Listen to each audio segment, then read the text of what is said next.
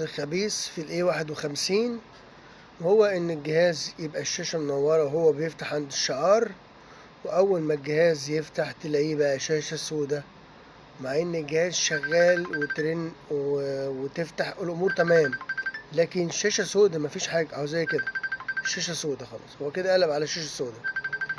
ايه الحل؟ يلا بينا اقول لكم الحل.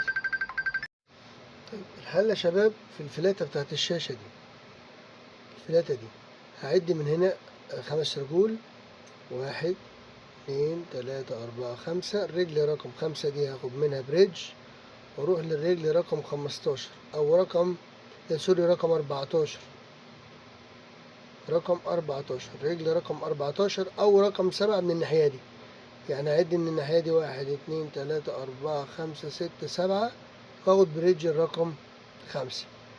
5 من هنا لرقم 7 من هنا، او انت عايز تعد كده عد لي 14 رجل ورقم 14 هي اللي تاخد لها بريدج لرقم 5.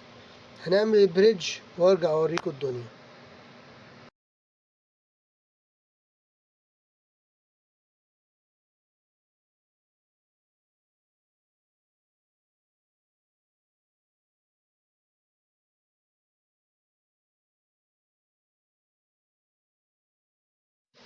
كده بعد ما عملنا البريدج يا شباب يلا بينا نجرب ونشوف.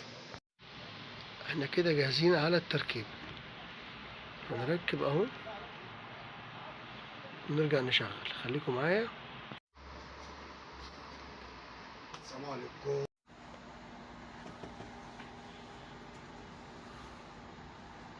زي الفل، 100 100.